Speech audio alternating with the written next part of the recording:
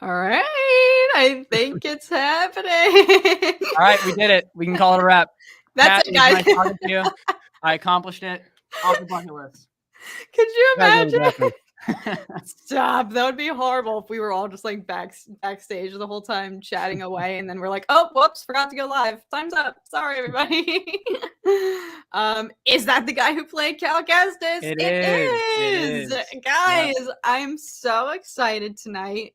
We have two very, very, very special guests. I'm literally fangirling. You guys know I have been so excited for this since I watched their fan film, their project, The Foretelling, a Jedi Fallen Order fan film. If you guys didn't check it out before this, literally, what are you even doing? But without further ado, I would like to introduce the cast and crew, a microcosm. I'm sure there's more, but two of the creators of the Foretelling fan film. Thank you guys so much. Feel free, introduce yourselves, plug your socials, whatever you want.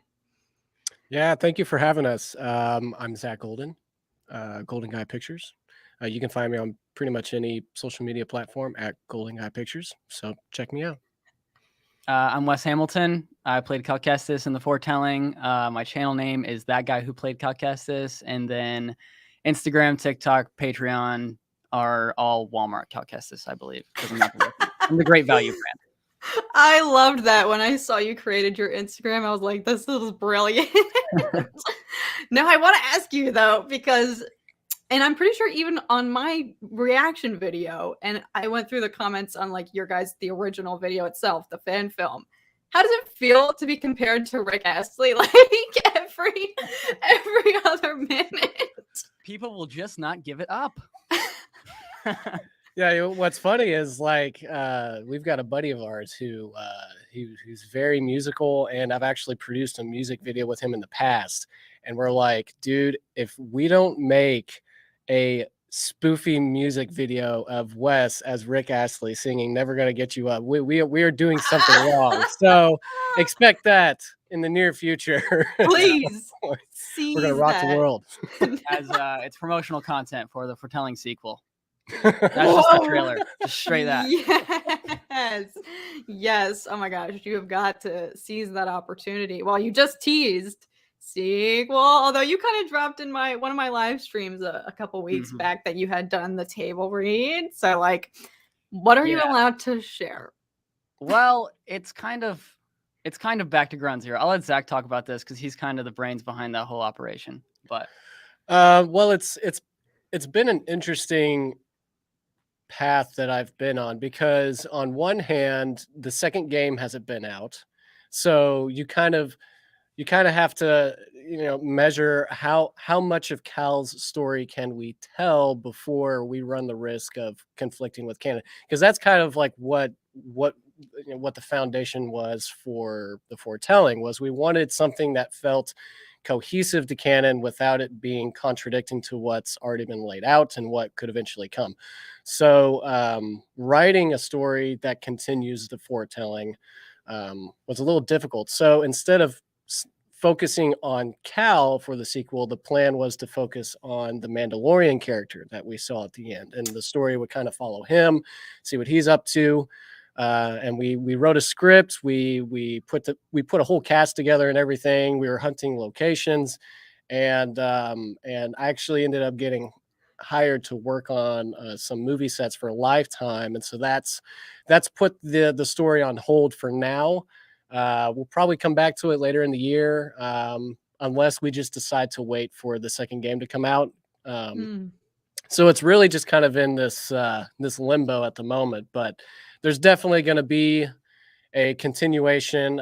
I'd love to say that I've made a Star Wars trilogy. So I kind of have that in the back of my mind. But that's about all I can really say with confidence. That is still a lot of juicy. Okay, that's enough to hold me over, because as soon as I watched the Foretelling for the first time, I immediately was like, oh my God, like, where's more? Like, do they have other stuff? Like, please tell me there is something else in the pipeline. So I, as a fan of your work, am happy to hear you say that. But I didn't even think about that. You mentioned such a good point. Like, the toss up of waiting for the next game to come out, and I've been so impatient about that. I'm like, where is it? Like, come on, just drop it already. So I'm Well, especially because we literally just got it confirmed like a couple days ago when Respawn was like doing 3 more games. I can't believe it took that long. Like, I know, like, I feel like it's a little about upsetting. time. Yeah. But I'm glad also, I mean, rumor has it that it's coming out like later this year, like that it is going to be happening. And No way. I don't believe that for one bit. I No. know. No, that blew my mind. That would be like lightning speed. I don't know. I'm not going to subscribe to Yeah. that until I hear it officially. But that's a good point. I didn't even consider that you guys have the source material that you have to work with. Like you're waiting for that. Like that's still in production. So that is it's so exciting though to hear that you've already been looking for locations. The biggest thing I want to ask you guys, like I've been holding this in and wondering this again since I saw the film for the first time, and this might be a stupid question, but I would love to hear about how many days you shot and what that process was like, because it seemed like you guys were filming during sunset or at a tricky time of day where you really had like a time crunch, because it's like, especially your choreography, you can't like if the sun is setting and you need the lighting and colors and the sky, like everything to look like it took place within the same time frame, like you can't like cut and like break and like take all these breaks. Like you have to just like get it all done. Like what did you do? Like, am I making this sound more complicated than it was? Like I'm just so curious how you shot during that time of day. We actually built an entire volume, like what they use on The Mandalorian. And no, I'm kidding. What we ended up doing was that lightsaber fight, that like the whole duel, me and Zach choreographed that for about 8 months to a year. Like we had been planning something. Like we wanted to do a Star Wars fan film for a long time, and we knew it had to have lightsabers in it. So of course, we had started like choreographing duels for a long time. And if you actually, everyone in here, I'm about to plug my channel again. I just did a video talking, like breaking down me and Zach's first choreographed duel for like a church skit that we did. It's very bad. It's very cringy, but it's a lot of fun. And then I compare that to the behind the scenes stuff that we did for the Foretelling and do like first to current kind of thing like that. So if you want to check that out, you can actually see the duel behind the scenes and like the progression and all that stuff. But yeah, long time we were practicing that. Like every time, we have this big like auditorium in our church, and we would go down there like after church every Sunday, and just it got to a point where we just left the lightsabers at church. So we right after we got out of sermon, we go to the auditorium and we just duke it out. Yeah, we'd see like a ton of church members just kind of standing there watching us just walk down the halls with these lightsabers. We're just like, you know what? It's not even going to question it. Not even going to question it. That is so amazing. Oh my gosh. Yes. So you essentially had that blocked and choreographed like to a T, working on it for that long, to the point that you could just, did you do it all in one take when you shot it? Like, was that the goal? Or yeah, I mean, so yeah, in the sense that we had it blocked out, that certainly helped when it came time to shoot everything. Our DP, we honestly went in not really sure how we wanted to shoot it. So I told him, I was like, let's pick 2 wide angles and then see just how tight we can make this so that we could see the classic original trilogy wide shots where you're seeing them duke it out down the hallways and up the stairs. And then in the prequels, you get those close-ups where the actors are staring down each other. So we wanted some variety, and honestly, we had 5 days of principal photography. And I think it was like one and a half of those days was just dedicated to the lightsaber duel. wow. And so, yeah, I mean, we wanted to make sure we got plenty of coverage and that it looked reminiscent of both trilogies. And honestly, like, again, a lot of the work took place over the course of the 8 months that we were blocking it out. And so when we got to location, honestly, that was the easier part, was just whipping out the camera and picking our shots. So that makes sense. See, you make a great point. Like, I didn't even consider like the amount of time that goes into the pre-production, the planning, the choreography, especially for your guys' duel, which was incredible, like I might add. My other favorite part, I'm so caught up on this. Like, both of your performances were mesmerizing. Like, I was really, and maybe this is a generalization, but I feel like a lot of fan films don't have that great of dialogue, and I feel like I usually want to just jump into like the action sequences, like show me what you got type thing. But for your guys, I was just like, first off, they're really good actors, but also I was just like hanging on to every word of the script that you guys were saying. Like, Zach, you had these incredible monologues. Like, did you write the script, or like, did you have a writer? Was it a team effort? Like, I just want to hear like more about your production process, the script especially, like that. I'm just like so hung up on that. Like, sorry, my fangirl is showing. I can't. But I was just so impressed. I truly like loved the dialogue, and I was like, for a fan film, this is like exceptional. yeah, so I did pretty much every aspect of production. All credit goes to me. No, I'm kidding. But it's kind of true though. No, I mean, honestly, the concept of the foretelling, I mean, it's something that's kind of developed over the course of a couple of years. I mean, when it first started out, it was actually taking place more in the original trilogy before Return of the Jedi. And the story was this guy named Zen Utaru, who has Qui-Gon Jinn's lightsaber, and the crystal is like guiding him like a compass towards somebody. And when he finds that person, he gives the Kyber crystal in the lightsaber to that individual, and it's Luke. And then Luke uses Qui-Gon's crystal to make his green lightsaber that we see in Return of the Jedi. And that was originally what the story was. And then the game came out, and we loved the story. And I mean, when you have work with what you got, story, a desire to make a film, and you got a buddy who looks just like the guy, I mean, what are you doing? So I was like, you know what, let's like rewrite this thing. And Zen Utaru had like a change of character, and you know, I put in all of my stories, one thing that's always important to me is what do the characters represent? What's the theme of the story, and how can these characters change so that they're a different person by the end of the movie? And it was difficult because with Cal, it's like we wanted to do something special with the character, but again, it had to be cohesive. It couldn't be this extreme character arc, because if he's completely different by the end of our fan film, but then he's back to who he is in game number 2, then it's like, okay, now we just contradicted all our work. So we wanted to put Cal in a situation where he has to do something that he's never really had to do before. And for Zen, I've always been intrigued by characters with a conflicting sense of morality. I mean, you've got Heath Ledger's Joker, you've got Thanos. I mean, they're interesting characters to watch because you want to understand them. You want to be on their team, but their approach to how they handle situations is where you're like, okay, this guy's a psycho.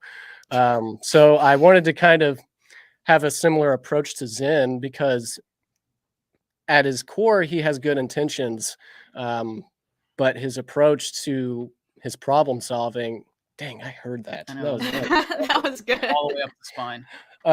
But his approach to how he handles the situation was obviously wrong. And so I kind of wanted to create dialogue where, because we didn't have the $10,000 budget, you know, because we didn't have all the special effects and the cool sets, a lot of the tension and a lot of the components of the story leaned on those moments of dialogue. It leaned on the performance, and not so much the lightsaber fight and the duel. The lightsaber fights are great, the special effects are great, but at its core, Star Wars is about relationships and hope and love and overcoming your inner darkness. And sometimes you just can't do that when you only have like $100 in your budget. So you do end up leaning on who the characters are and what they're saying to each other. And so a lot of work was put into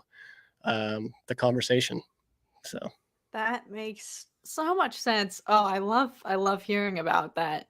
No, that's a great point that I didn't even consider. Like, what can you work with that's free? And it's like, use your words, use the script and the dialogue. You don't need budget to have a good script, and that is certainly like the case with the foretelling. I mean, back me up in the chat, guys. Like, I feel like I'm overly clinging to this, and even when I did my reaction, I was like, I can't get over the script. Like, I was just so hung up on it. But both your performances were incredible, so I would love to hear more about the character work that you both did, especially Wes. Like with Cal Kestis, incredible character, but very limited source material, and it's via a game. So it's like, how did you prepare, especially with only that to refer to study from?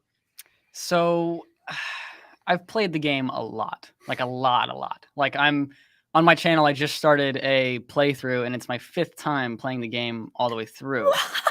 Oh my gosh. Yes, I love Jedi Fallen Order.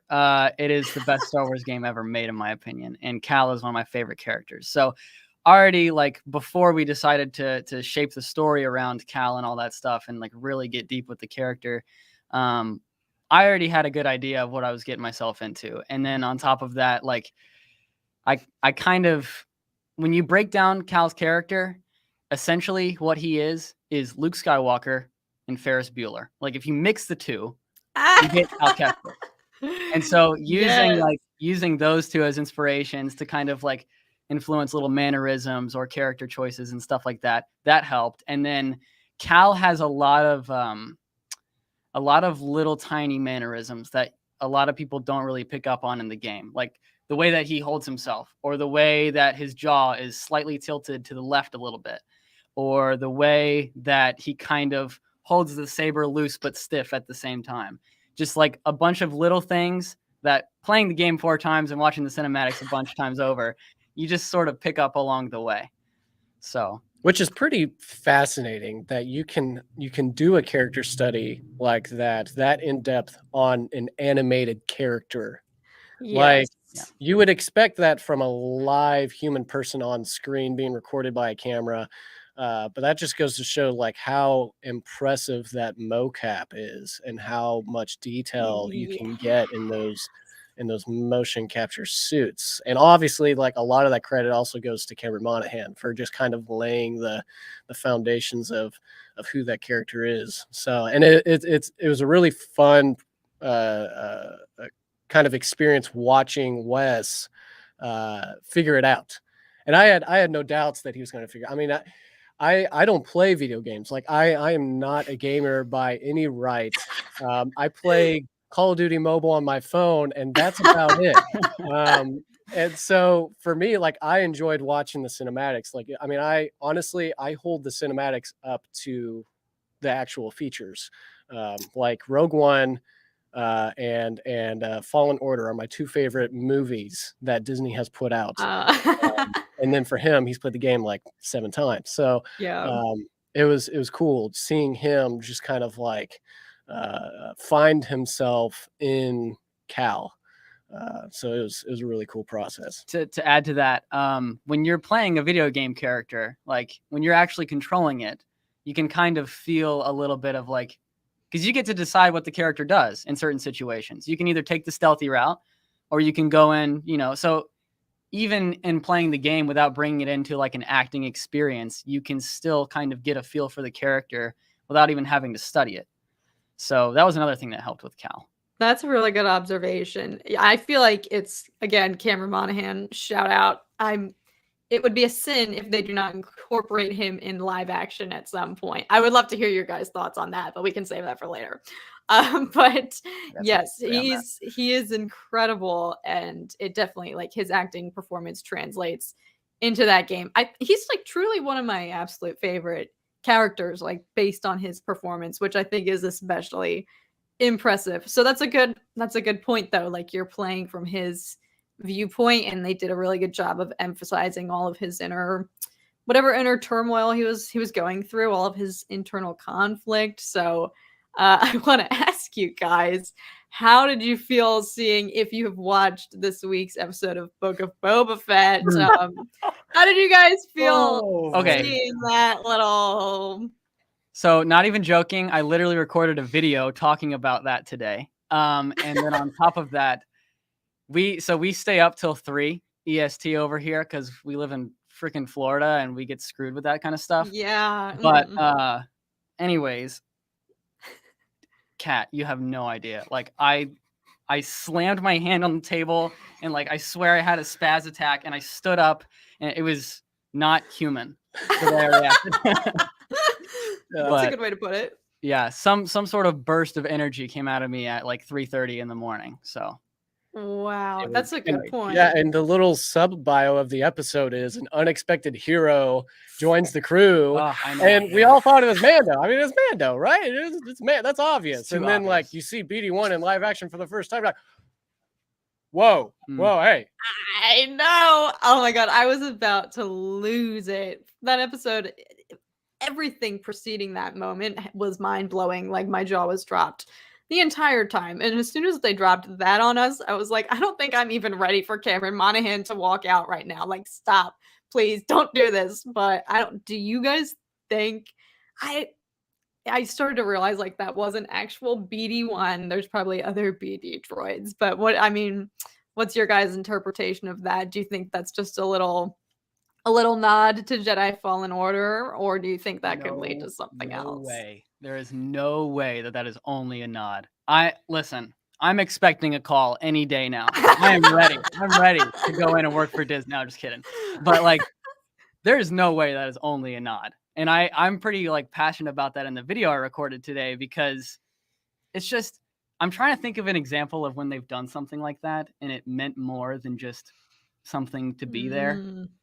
I can't think of anything off the top of my head. Well, and this isn't the first time we've been teased Fallen Order content in more projects outside of Fallen Order. I mean, we went to what was the planet in Bad Batch?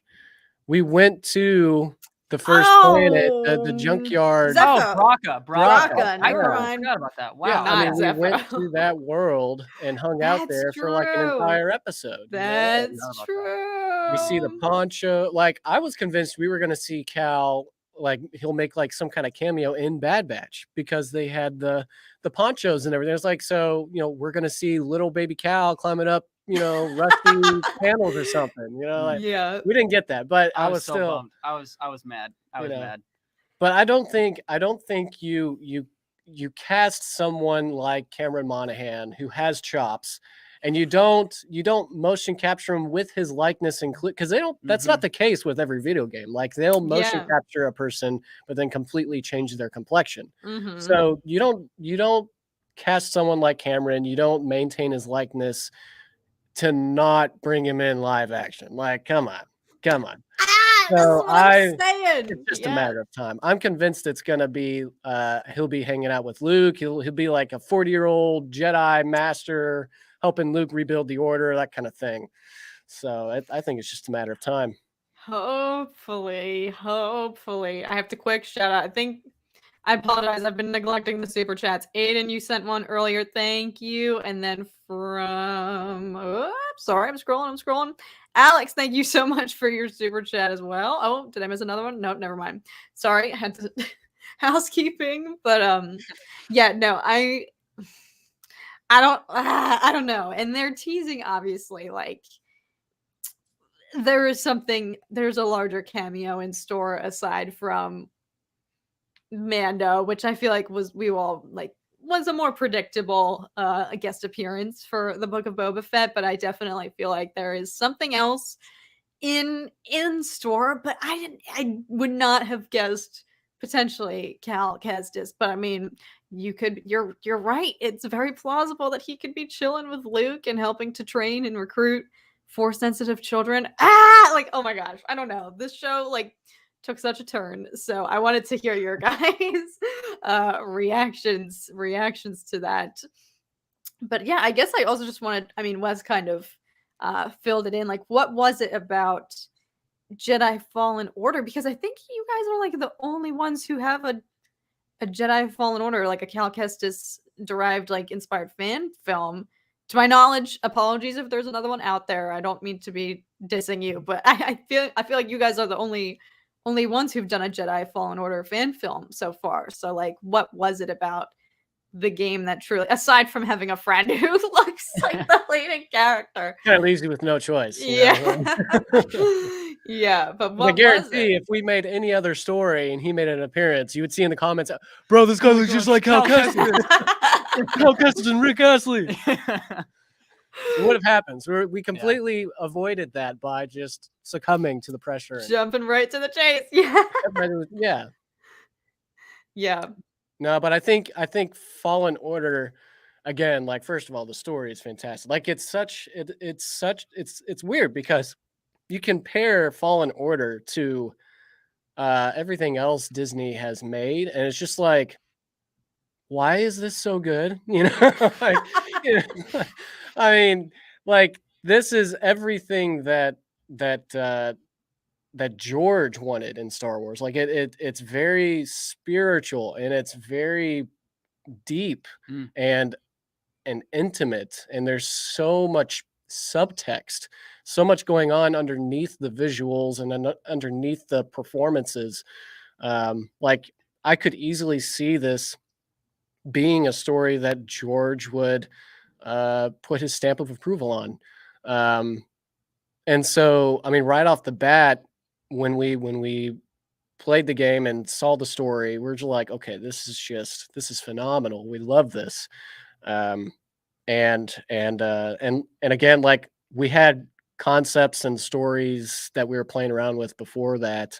But I think once we kind of understood the story and the characters, we really were just like, what can we do to say to Disney that we want this? You know what I'm saying? Like, this is what the fans should see more of.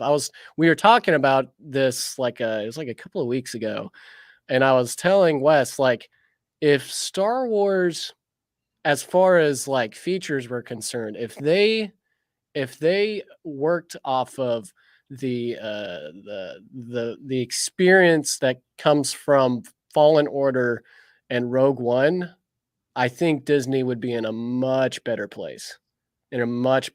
Just because there's so much reverence, I felt like, in both of those projects. There's just so much reverence to George's Star Wars. And not that we should stay 100% true to what George wants, but I am saying we should stay at least 75% true to what George wants. You know, we need creativity. We need new and fresh ideas. But Star Wars has a heart, and I think that heart is something that we need to keep beating for George. And there's a reason why he doesn't show up to press tours. There's a reason why he's very quiet about his feelings towards the movies, and that's because his heart isn't beating for Star Wars like it used to. And so for us, the Foretelling was kind of a love letter to George and to other people who really keep his Star Wars alive. And that's why we dedicated it to Dave and to John and even to Star Wars Theory, because as the biggest Star Wars YouTuber that's out there, he has a voice. He has a way of he has this way of saying something and then getting people to react to it. So, you know, telling people that, hey, we're on Theory's side, we're on Gina Carano's side, because these people have a respect for the IP. And so the Foretelling was a love letter to those people, and it was kind of our way of saying thank you. So this is another thing I love about like getting to nerd out and converse with Star Wars fans, because you never know where somebody stands. We're all so like polarized in the fandom at this point. It's like, how do you feel about the sequels? So I love like slowly learning everybody's like how we all feel about Star Wars. But no, that's a really good point. There's a lot of like heart in Jedi Fallen Order, and I also just feel like I'm biased towards stories that focus on the Jedi and show us new aspects of Order 66. So that game definitely has like it packs a lot of punch. Speaking of, we have a couple super chats. Aden, thank you so much. Fallen Order is the unique perspective of an artist. Respawn didn't care about giving us a good game, but rather a good Star Wars story. Yeah, but it just turned out to be like an incredible game. It's like one of my favorite games. That profile picture. That was yeah. Aden's profile. And Derek, thank you. Thoughts on seeing a BD droid in Book of Boba Fett? Not gonna lie, my heart stopped when I saw that droid. Yeah, that Right was there with quite you, the man. tease. There were so many teases in that episode, but I hope you're right. Well, like even the way that like he was doing the little dance that he does, like when you like unlock a chest or whatever, or Din called him little buddy, which is what Cal calls him, and it's like, win. They're laying the foundations. They're paving the path, getting people like acquainted slowly but surely. Oh, you're right. You're right. So I love, this is such a cliche question, but I love hearing, especially from other, fan film creators or Star Wars lovers, if you had an infinite budget, or if you were hired for Disney tomorrow and they said, make whatever you want, or what projects do you want to see in the pipeline, both of you, what would you choose to do? I want a 24 episode series dedicated to Kit Fisto. Every day of my life, I hear this man talk about Kit Fisto and how he needs a comic series or a show or an entire saga. Listen. You won't shut up about it. Listen. Kit Fisto, to me, is Plo Koon to Dave Filoni. Oh my God. He is the greatest Jedi. And I will beat you in a debate every time. But how do you feel? Okay. See, I agree with that statement, and he is he's an amazing character. Especially in Clone Wars. Don't give him this. No. But here we go. Here we go. What say you to the fact that he goes down like a weakling in Revenge of the Sith? Like Clone Wars literally builds him up. Kit Fisto is the goat. Revenge of the Sith. Let me just crack all my knuckles real quick. Kind of stretch.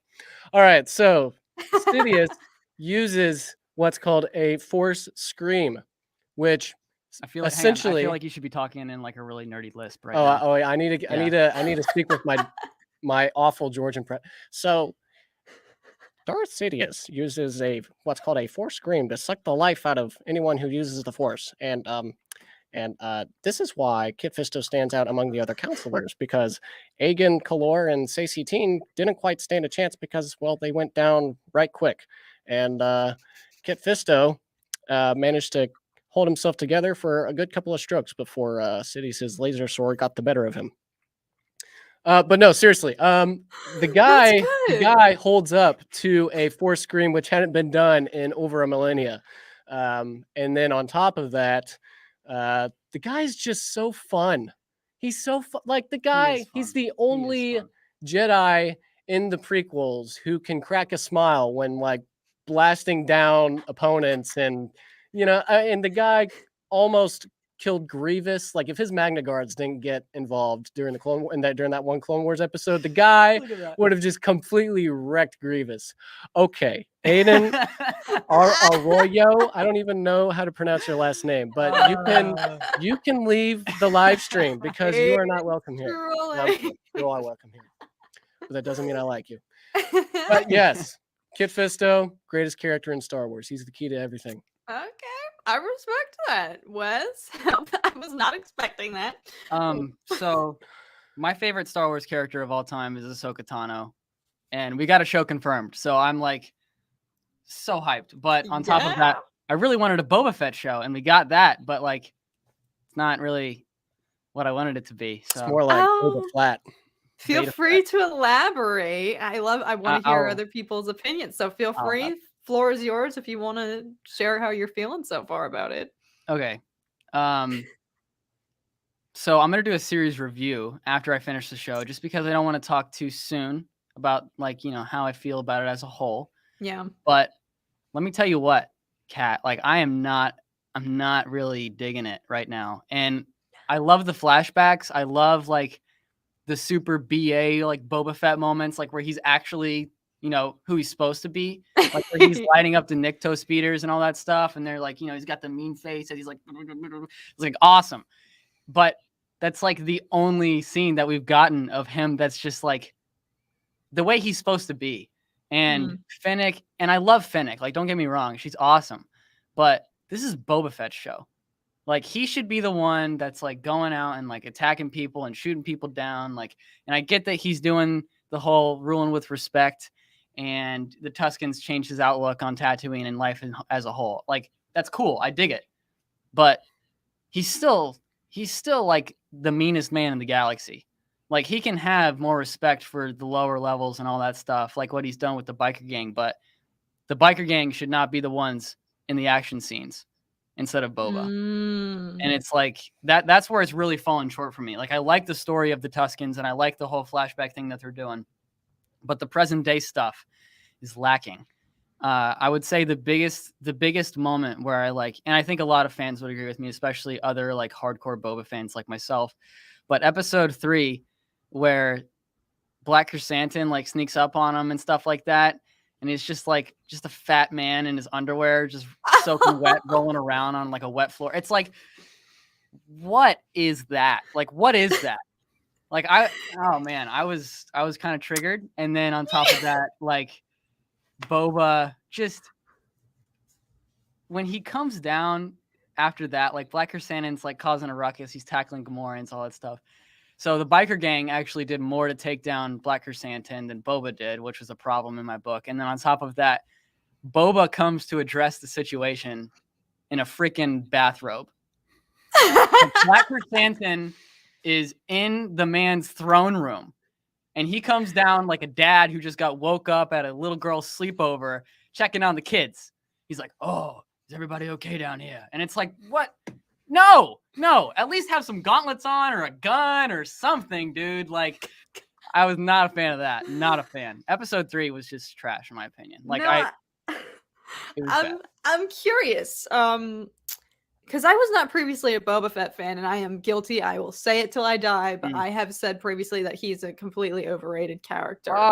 So I'm curious, where did your love for Boba originate? And was it existing even before we saw him go all out and come back better than ever in Mando? Like, okay, so the love for Boba Fett began when I used to play Lego Star Wars: The Complete Saga with my dad on the Wii, and it was the first game I ever 100% like completed, like all the way. I got all the mini kits and all that stuff. But Boba is just the best character in that game. Like he can fly, he can shoot, he can throw little detonators that blow up like the special metallic ones, and he's just cool and he looks cool. So that started there. And then on top of that, like he's just such a fun like action figure and a fun character design, and just the fact that like all the Mandalorian lore and all that like stemmed from him, and just he's such a fun character. And then oh man, seeing him in Mando season 2 just lighting up stormtroopers, that was like, yeah, where's that Boba Fett? Yeah, he's not there. He's gone. And it doesn't make any sense because it's post Sarlacc. Like, even though he's weaker, like I get it's stormtroopers and all that stuff, and they're nothing, but like, come on. And what doesn't make any sense is the same guy that wrote and directed that episode is Robert Rodriguez. He's a co-writer on this show. So it's not like, you know, it was someone else's vision for that one Mando episode. No, it's the same guy. What's happening? You make a good point. See, we would not have this issue if Kit Fisto had his own show. You know what? You've got me hooked on this idea now. Start a petition. I'll sign it. We're gonna get a Kit Fisto show in the works. I'm not subscribing. You know, as much as I love the character, I do feel like his home is better fit as a shirt. Yeah, I showed it off when I first went on my. I really like that you wore that for this occasion. I love it. No, but I feel like his home could easily be like a little comic book series, you know, like a 4-part issue kind of thing, and I would love something like that. No, but I'm kind of on the same page when it comes to Boba Fett. I'm not as big a Boba Fett fan as Wes is, but I still enjoy the character. And honestly, I'll take any kind of Star Wars content at the end of the day. I don't care what it is. But at the same time, it's just been like I can't say that this show sucks, but I also can't say that the show is great. Like to me, it's all right. There are a lot of weird things that happen in the show that I don't quite understand. Like I don't understand the biker gang and how clean and pristine they are, and how they can afford to give themselves all these prosthetics, but they can't afford water, so they steal it. And like, do they use the water to clean their bikes? Is that why they're so clean? I don't know. It's just weird. So there's things in there that just I don't quite get. And there's continuity and pacing issues that throw me off. Like the Boba Fett in the flashbacks is so much more lethal and entertaining, quite frankly, than present day Boba, which he should be that character that makes the calls, that goes in guns blazing, that doesn't mess around. And there's been so many easy fixes to introduce something like that, and they don't make those calls, and it just makes Boba Fett look weak. But it's not like that's Disney Boba being weak, because Disney Boba in the comics is awesome. So it's like, like I'm confused myself. I'm not gonna have like a solid opinion till the show is over. Yeah. But as of right now, if we completely abandoned the Boba Fett story and went full on into Mando, I would be okay with that, frankly. I would be perfectly okay with that. And he hates that I think that way. Okay. Because that episode this week was amazing. It bro. was amazing. but I love it and I hate it at the same time, being a massive Boba Fett fan, because I hate I don't even want to say it right Stole now. the because we're thunder live, a little and I feel like bit. I'm betraying my Boba Fett nerdiness, but I have to say it. I have to be true. The Mando episode that we got in the Book of Boba Fett was awesome. Like, it was so good. The N1 Starfighter is freaking awesome, and the little tiny compartment for Grogu is going to be adorable. And great. But like, why is that the best episode in a show about Boba Fett? And we finished it, and I was like, that was really good, but I don't want to say it. And he was like, the first thing that came out of his mouth was like, oh yeah, I would be fine if we just abandoned Boba Fett at this point. And I was like, I know he's not the only one thinking that right now, and that's like what just crushed me. Man. I told Wes, I was like, if you actually take this episode as what it is structurally, this week's episode is the greatest filler episode ever made for a TV show. It is, yeah. It is the greatest filler episode for a TV show. Like, it completely detours from the current storyline, and that's what makes it.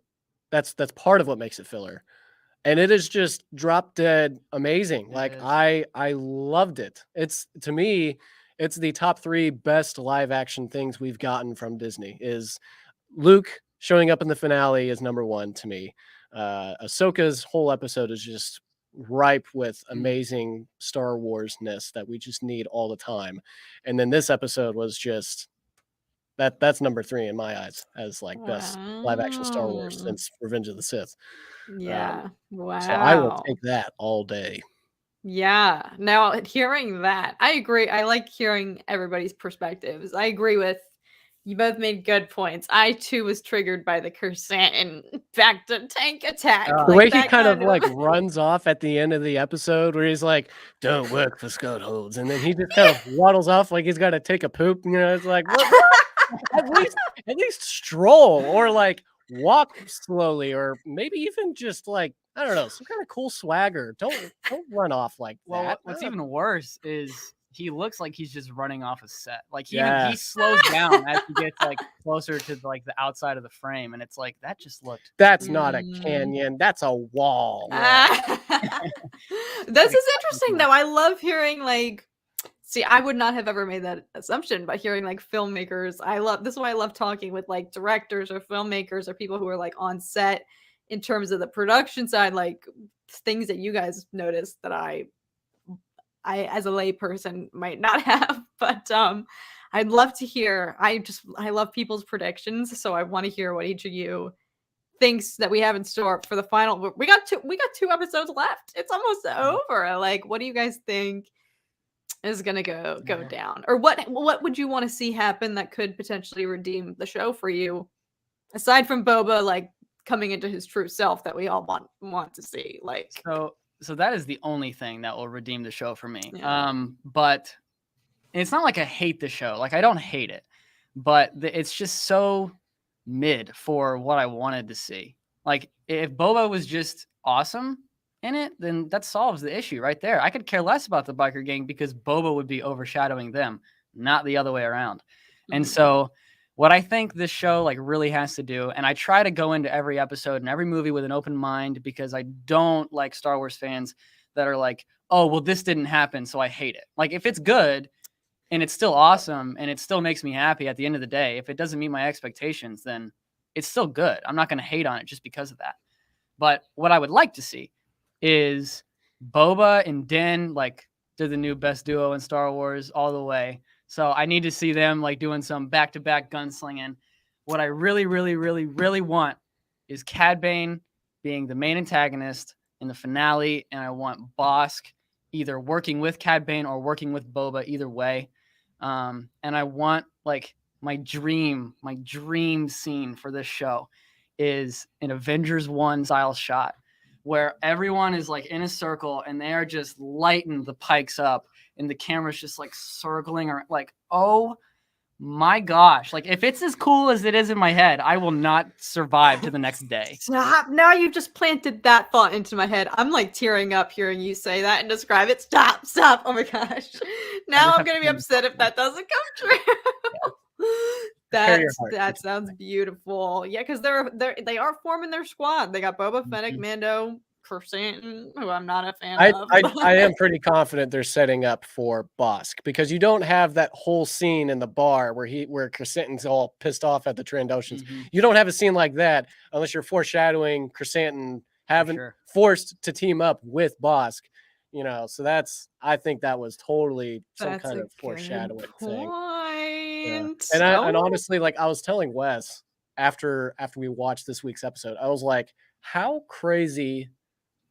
I mean, how out of the question would it be if half the episode of next week, Din Djarin shows up to wherever Luke is and is like, hey, there's a bunch of gangsters on Tatooine, and I'm being hired to help take him down, completely unaware of the beef between Boba and Han and Luke. And Luke is like, yo, on my hometown? No way. So Luke and Han gets pulled into this drama, and now Boba is forced to work with Luke and Han.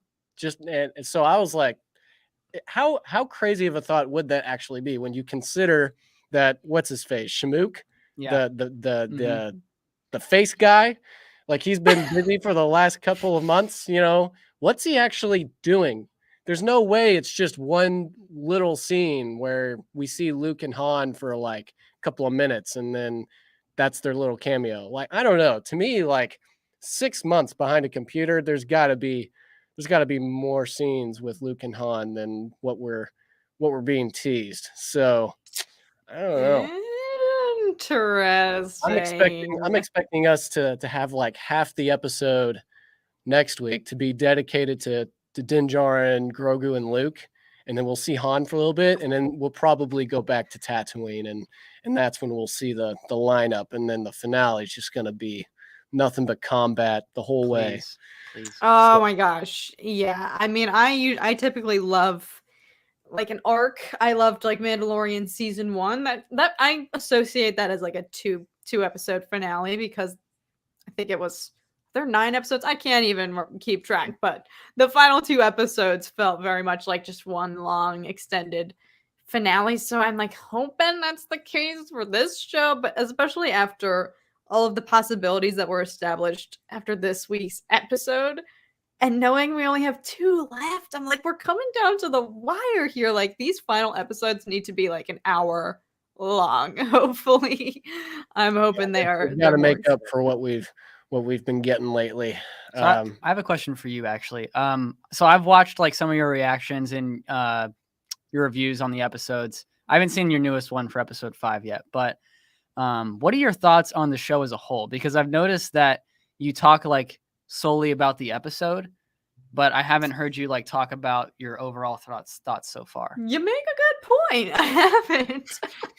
Firstly, thank you, Nic Gundy. Yes, I do need a Kleenex at the thought of an Avengers style Star Wars scene. But I guess I'm in the minority because I love this show. I feel like it has just been.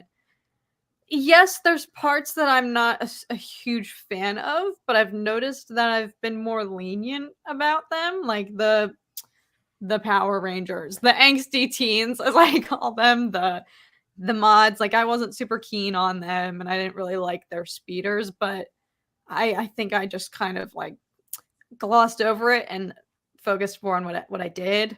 Like, especially knowing that it's a limited series. I guess I don't know if there was going to be a season 2 or not, but I feel like this was pitched as this is just a 1 season thing, so that's what I'm telling myself in my mind. So I'm kind of just, maybe it's that in the back of my head that's forcing me to just take it, week by week and just like appreciate it while we still have it. So I don't know. I'm jealous loved of your it. approach. Yeah. I wish I felt the same way. Yeah, exactly. So I've been enjoying it. I feel like they've taken a lot of risks. I think maybe I'm just so hung up because some of my favorite things ever in Star Wars have happened in this show. That's my issue. I'm like, I think it's so amazing because episode 2 was mind blowing and I loved the lizard trip and the tree and all of that there was so revolutionary, I feel like, for Star Wars. And this week's episode was literally incredible, and seeing Mandalore and like stuff I never thought I was going to be seeing in live action Star Wars. So maybe that's my issue. I'm just so biased towards all the stuff that I do like that I'm kind of just like neglecting the flaws. So I think maybe once it's all concluded, I'll have more of a. But again, I've also been going into this like thinking the finale is going to be absolutely lit, and even the showrunners have been teasing like brace yourselves for like Mando season 2 style surprises or like stuff. So with that in mind, I'm just like, okay, roll with the punches, roll with the angsty teens, just wait for the finale because it's gonna be life changing. So maybe that's what makes me a Disney shill. I'll admit it. I am a self-proclaimed. Everybody says that I'm a bit of a shill, but it's fine. So yeah, if I had to rate it, I would give it 8.5 out of 10 as a whole. That might change with the passage of time, but I'm also just so like starved for Star Wars, and this is all we're getting for the next couple months until Lego Star Wars. So Yeah, I'm April. just like, yeah. But then the rest of this year is going to be stacked with Andor is coming out this year, correct? Is it not? And Kenobi. Yeah. So like, and Bad Batch season 2. And maybe Mando, but oh not yes, sure about that one. so much. So yeah, I enjoy it. I feel like this finale is gonna be like, I'm like not ready, especially after last week. I'm not prepared. Yeah, if the next 2 episodes are anything like this week, it's definitely gonna make up for, because there's two aspects of me. One is the little kid that watched The Phantom Menace for the first time, and it doesn't matter what's cheesy, what's weird or cringy. To me, it's Star Wars, and I'm gonna love every second of it, no matter how bad it is. And then the other aspect of me is so like filmic in the way I critique things. Like, oh, that story beat was a bit weak. That scene could have been executed better. Oh, that performance is this or that. So there's a part of me that's always kind of watching the cinematography of it all. And what I've found is over the last couple of years, that aspect of me is starting to become more prominent in the way that I watch Star Wars. And I think that really has a lot to do with the way it's been handled over the last couple of years, because I haven't found that place where I can get comfortable and be that 5-year-old kid again, and I think it's coming. I think I can come back to that, but I find myself very critical. But and again, like if we keep getting episodes like this week or episode 2. I loved episode 2. I think that was just such a beautiful episode, and I could feel myself just letting go and enjoying it. And I felt that this week where I was just like, I mean, he was right there next to me. I was I was clapping, I was screaming. I was 5 years old this week, and you guys should film reactions together, especially because that'd be really fun. Especially like this is my first time ever doing like an actual live stream, which is like funny to me. Like I direct fan films, so I've never been on a live stream before. You know, like after doing this, like, man, this is a lot easier than I thought. So we definitely should start. You should. You guys have a great dynamic, and I think it would just be extra funny that you literally do you like take a pregame nap before 3 o'clock in the morning? Never, or do you pull no. That's cheating.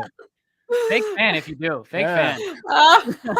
No, we stay up and theorize and complain and eat pizza rolls, and then when the episode comes on, that's when we're just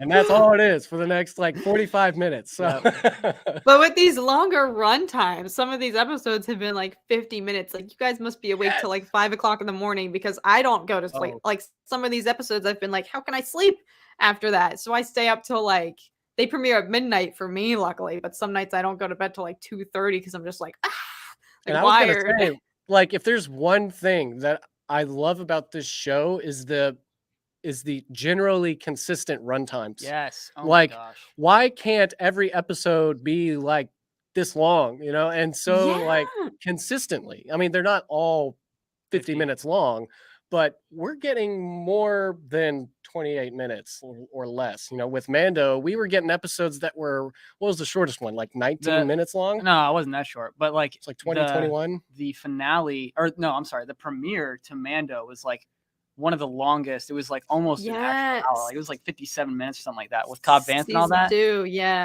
And then the Bo-Katan episode is like 32 minutes.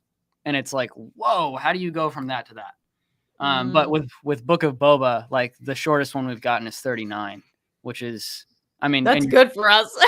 Well, and you're obviously going to stay around for the full 39 even after the credits because the music's so good. So oh yes, every time keep it rolling. It's like the credit, and also I feel like a lot of the episodes have ended off with good, like just like I need more moments. So I'm usually just sitting there watching the credits, like just in shock. But yeah, you guys must be awake till like 6 o'clock in the morning. Like, so this last one, it's hard work, but it's a living. Oh man, this last one, it's a longer episode. So I got to his house at like 3 or like 2:30. We started the episode and we got going on it, and it was such a banger that, and we always like FaceTime one of my friends. And yeah, we have our friend who's on FaceTime watching the episode with us, and then we've got Star Wars Theory set up on his live stream too. So it's a whole party.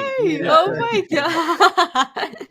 But we didn't go to sleep till 7:30 in the morning this past Wednesday. Yeah. Wow. Yeah. See, I'm so jealous because I don't have anybody. My fiance is he works, so he's asleep. So I'm just like in here alone, like. Join the FaceTime party. Yeah, maybe I will. Maybe because I like, and then I just like pace around. I'm like, what do I do? I can't go to sleep. I talk myself. I don't like her opinions on things.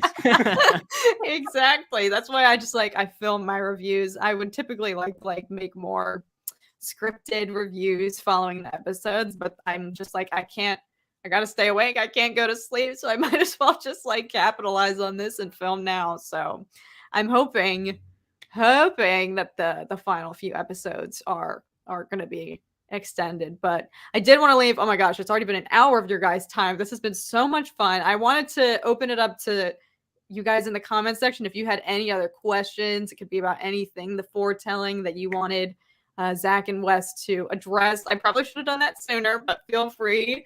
If you guys have anything you want to ask them, drop it down in below, even though it's not the comment section. I actually have a question for you. Please, yes. From a performance standpoint in Vader, what was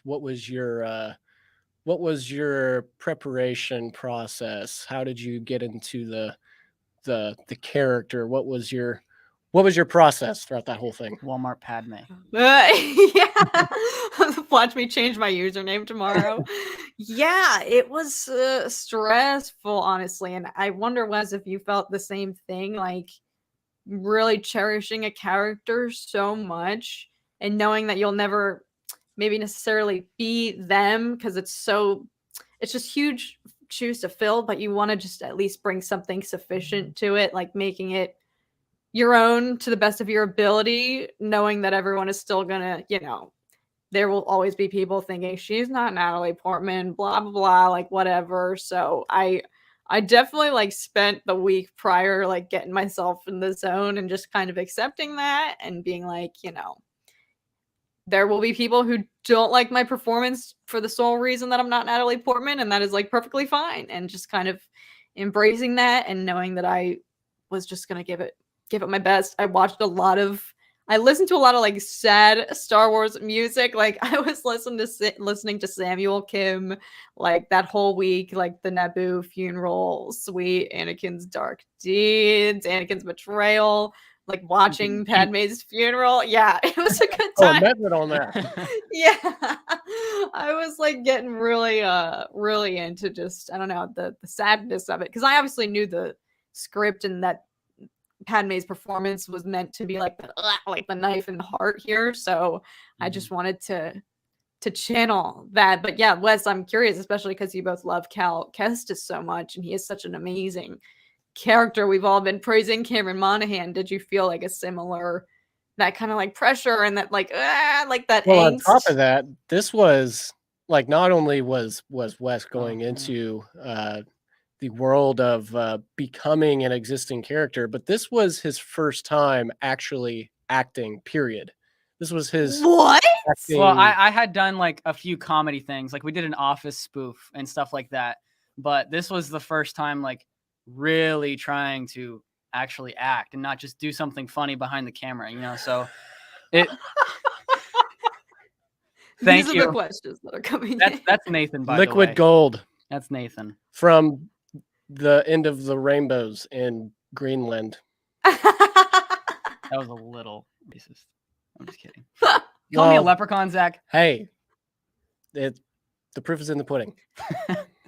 But I did feel some pressure, especially because it was my first like real serious like acting gig. Like I not only do I have to figure that part out about myself and like how I'm going to conduct myself on set, but also like I'm playing Cal Kestis, and it's not just some character that you can just kind of throw away. Like he's a big fan favorite. A lot of people really like him. And so there was pressure there to kind of live up to that hype of the character, but also like I was really kind of anxious to get the fan feedback after the foretelling. Like I wanted to know what people thought of my performance, and not that I should care. I learned that from Hayden Christensen and from Kelly Marie Tran and Ahmed Best and all that stuff. Like they went through terrible stuff, but they all kind of like shrugged that off. And so I was prepared to go through something like that, because it's always good to be prepared. But I felt confident in my acting, and I guess I kind of rambled there for a bit. No. Yeah, I mean there was pressure for sure, I'd say. Yeah, no, that makes sense. And yeah, it's just kind of exactly what you said. Regardless of whatever comments come in, you just gotta, as long as you're proud of what you were able to accomplish, then the hate comments will mean nothing. There's some good questions here for you guys. Oh, and I did miss a super chat, I think, or it's down here. Quickly, Derek, thank you so much. Din's arc and journey with Grogu has a character hook that Boba currently doesn't have at this point. It's only been 2 seasons, but Din is the better character and is already iconic. I agree. I feel like he stole the spotlight a little bit, but I feel like it's just a testament to how amazing of a character he is. So here's a good one from Charlie. I like this one. What was your reaction? Yeah. Wow. So I was playing it in my living room, and my parents were sleeping in the other room. And so I was I don't think I've ever strained so hard in my life trying not to just like freak out, because as soon as that music starts playing and like you see the look on Trilla's face and like her eyes widen and like you hear like the grip of the Force and all that stuff, and it's like, oh my gosh, what I'm thinking is going to happen is actually happening in front of me. And oh man, I lost it. I was so happy. Like, you were like, happy. I was happy. freaking Yes. terrified. Listen, I love you, Cal, but I would have been okay if you died right there. Like that scene was just so good. And like what I love about like we've crapped on Disney Star Wars a lot. And honestly, that's not like how I feel about everything. Like there's obviously some things that are just so good. But the way that Disney has handled Darth Vader has been like flawless. Like there is not one thing that Disney has done wrong with Vader, in my opinion. Like even the way that they use him sparingly, because they comics know have been good too. Like I even enjoy the comics. Even the comics. Like he's such a beast in the comics. But like in Fallen Order, like you just feel the fear on Cal's face, and the way that like Seer jumps at him, he just goes boop, bye, and she just falls right down there, and it's like rip. I thought she died at first, and I was like, oh, me too. They do such a great job of like setting the precedents. Like you go on this journey with Cal. He goes up against these Inquisitors that are just so gifted and so skilled and powerful. You're like, man, these are like really big threats for Cal Kestis. But then as soon as Vader sets foot on screen, it's like, okay, we know who's boss. We know who's in charge here. Ain't nobody got anything on this guy, you know, and they did such a good job of handling the character. Even the fact that they didn't even let you fight him was like such a good choice, in my opinion, because if they were planning, if they were planning to like use Cal in the future, like you don't survive a battle with Vader. So the whole scene was just executed brilliantly. Like it was just. I was relieved about that. We didn't have to do much. I agree with this one from Jamie, the score for the fan film. Oh my gosh, yeah, I feel like a dunce. I didn't even ask you guys about that. So I'm pretty confident they're listening right now, actually. So the two people behind the soundtrack is Jordan Richmond and his son, who's 13 years old, Cal Richmond. The Photoshop guy. He's also the Photoshop guy. Yeah. Again, they're both, I mean, it's kind of stupid how wicked they are. It makes me upset because if I just had an ounce of their power, I'd be Steven Spielberg by now. But they're incredibly gifted. And it was actually like a really close and intimate process that we had to put this score together. It was a lot of me sitting down with Jordan and Cal and showing them clips of the movie, sending them links to the original score of the game, and just kind of giving them an idea of what I wanted. And it was really important for the three of us to capture the essence of the original themes, but also not wanting the scale to feel too big, because it is such a tight, small story. And if we went in there with just big percussions and drones and all of this amazing John Williams glory, it just wasn't gonna feel right. Like it's just gonna sound like we're going way too big for a story that isn't that big at all. So we put a lot of effort into making the music feel appropriate to the scale. And honestly, I think I can speak for all three of us during the process of putting the music together. We put a lot of effort into Zen's theme because, again, he was a newer character and we just had no idea what to do with that. At least with Cal Kestis stuff, we had kind of a blueprint already laid out for us. But with Zen, it was kind of like it was fun, but it was also a little tricky because it was like in the sense that we could have fun and we could create something new and fresh, but we also just had nothing to go off of. But yeah, they're extremely gifted. Actually, the software that we used for the soundtrack is the same software that Hans Zimmer uses for his films. So we were working with some pretty heavy duty stuff to make the soundtrack work. And we wanted the music to just hit hard. We wanted it to be just the best soundtrack you'd ever hear in a fan film.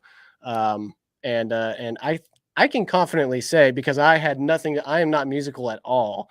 So I can confidently say that I think Jordan and Cal made the best Star Wars music in any fan film. I can say that with all confidence.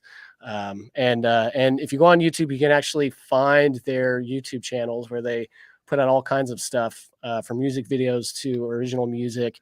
And I think their channels are actually named after them. So you have Cal Richmond, and then you have Jordan Richmond.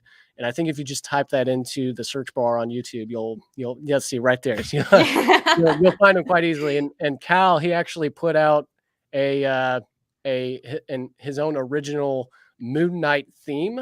Oh, And so if you don't know me, Moon Knight is my favorite superhero of all time. And oh, for so you must Christmas- be hype. yeah, listen, like it's a good year. No, but he made me that theme for Christmas. And so yeah, definitely check that out. Hit the like button, all that stuff. Support him because the theme is pretty awesome. No, but yeah, the soundtrack was one of the biggest areas of production that we really wanted to really do our due diligence and really hit home. That's so, again, like this is why I wanted to talk to you guys, because you made such a good point. Like the music was so, drew enough from like Fallen Order itself, but was your own thing, and it was so fitting for your guys' project. And that's something I don't even think about. Like every consideration, like it truly sounds like, from what I'm hearing, you guys put so much, even with like you had such a good mindset, it sounds like, because even with whatever limited budget you might have had, you seem to control and really thoroughly, with detail, like put a lot of care and thought into everything and making it feel like congruent, like not having this huge boisterous cacophony of like orchestral music for like a smaller, project. Like you said, it's a way more like intimate fan film between these two characters, essentially, and that's everything about it. The music, the choreography, like everything was planned out like to a T. Like that's so awesome to hear. Yeah, I mean, it was a fun process. Sometimes I'll rewatch it just to kind of get the nostalgic feeling of what it was like to put it together. And we had after we finished it on May 5th, we had like a big premiere where we had people over we actually used the auditorium at our church to have like this big theater themed kind of party. And I watched it. Is there video footage of that on YouTube? Because it looked like you guys did a panel. I watched it. I was like, and binging all your stuff. And yeah, it was really fun. And one of the things that I don't even think it's on that video, but one of the things I talked about was there's something beautiful that happens when you put passion over the paycheck. And it's just we're just a bunch of Star Wars nerds who enjoy making films and watching them, and we know what we like, and we put a lot of effort in making sure we do things right. And we weren't looking for the fame or the fortune, because that, again, like at its heart, we're just people who like Star Wars. Just a couple of dudes. Just a couple of dudes duking it out in the field, That's all it was. Like in our hearts, like we're just making something really fun, and 20 years from now we'll have kids of our own, and we'll be able to show this full Star Wars flick that we made when trilogy. We'll have a trilogy. Trilogy, yes. Yeah, there will be more between now and then, Yeah. I hope. But it's just something that we have a passion for, and we wanted to express that passion. And we have a lot of friends who are extremely talented who were willing to do it for free, like people who are just as passionate as us. And got lucky. We out of that whole thing, once it was all said and done and we finished the film, we probably spent about $100. Are you serious? That was about all we spent on the thing. And that was a lot of that. It had a lot to do with the passion we all have for Star Wars. And a lot of it, frankly, had to do with God, because there's no way we would have gotten the things that we had if there wasn't somebody up there providing for us. So, and having this project out there makes me excited for what comes next. So yeah, keep a lookout, because you'll see Cal Kestis again So I'm certainly excited. I've been excited since the second that I saw and finished the foretelling, and I'm so like this was so much fun. I am so thrilled to be hearing more about the process from you guys. I've truly been so like curious and so excited to learn more, and it's so amazing to hear about all of the hard work that you guys put into this that I as a fan like wouldn't even consider. So thank you for being so open about your pre-production, your shoot, your upcoming stuff to the extent of what you can share, but I am certainly excited for what you guys have in store. I seriously like dug through your channels like, do they have more? Like that's why I watched your panel. I was like, I need more content, please. So I wish you guys the best of luck on your endeavors as you embark on the next chapter of this story. And I want to thank you both so much for being here. I don't know why I'm trying to act like a professional. Like we all know I'm not. Thank you guys so much for hanging out, and I seriously had such a good time. Thank you for letting me I feel like I interrogated you about everything. So thank you for planting those seeds about a 24 episode Kit Fisto show. I think we all want to see that happen now. Hey, that's just all this 5-year-old boy wants in life. That's it. I love it. And then I can die. It'll be okay after that. Disney, hear us, please. But David, yes, I think we're gonna end on that lovely note tonight, folks. So thank you all so much for being here. Let me know if I would love to have you guys back on the channel again at some point, even if it's after Boba Fett finale to talk more about it. I would absolutely love it. So thank you for being so generous with your time this evening. Thank you guys so much for watching.